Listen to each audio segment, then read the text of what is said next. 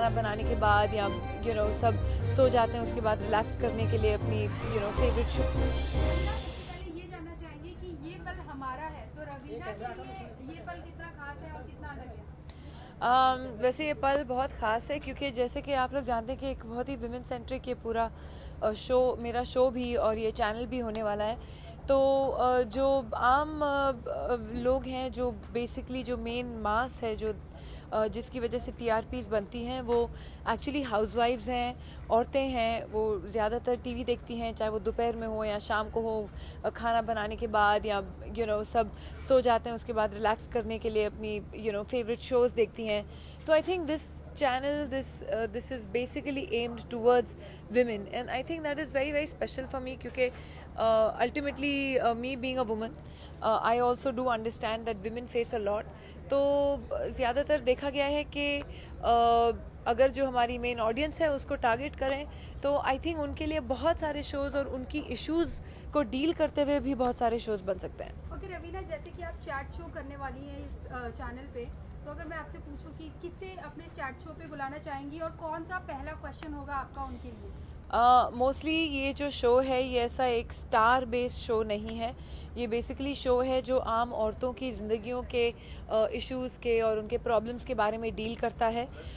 तो जो हमारे मेन स्टार्स एक्चुअली हैं वो हमारी ऑडियंस है, क्योंकि हम उनको न्योता देते हैं, हम इनवाइट करते हैं इस शो पे आने के लिए, अपने प्रॉब्लम्स डिस्कस करने के लिए, और उन प्रॉब्लम्स को हैंडल करने के लिए हमारे पास एक्सपर्ट पैनलिस्ट हैं जो उनके जवाबों का उत्तर देंगे, उनको सुझाव देंगे।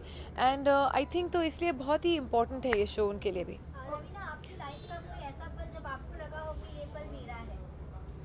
ये प्रश्न मुझे पहले भी पूछा गया है और मैं समझती हूँ कि हर औरत की ज़िंदगी में एक पल ऐसा नहीं होता है, बहुत सारे पल होते हैं जो आप समझते हैं कि हाँ ये मेरी ज़िंदगी का सबसे इम्पोर्टेंट पल है या ये मेरा पल है।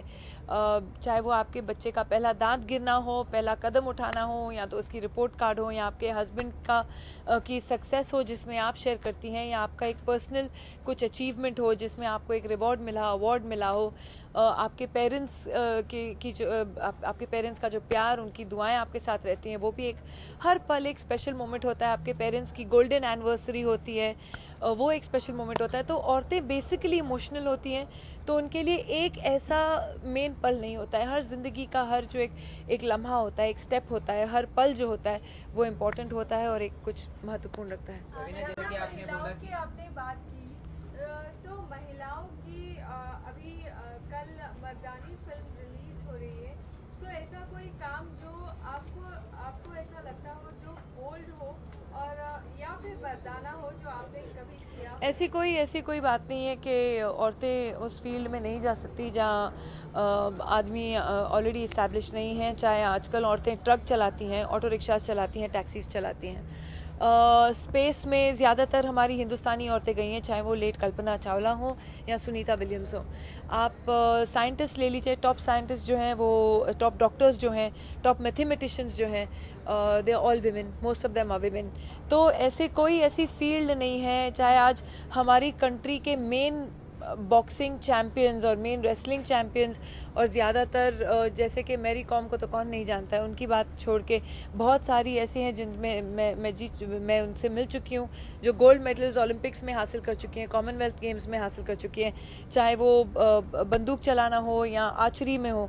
तो ऐसी कोई फील्ड आज नहीं है जहाँ मैं दूसरे देशों के बारे में शायद इतना नहीं कह पाऊंगी, लेकिन मैं अपने हिंदुस्तान के बारे में कहना चाहूँगी कि हमारी हिंदुस्तानी औरतों ने कदम नहीं रखा है।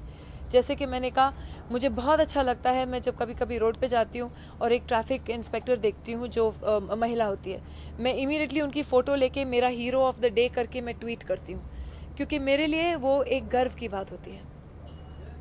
Thank you everybody. थैंक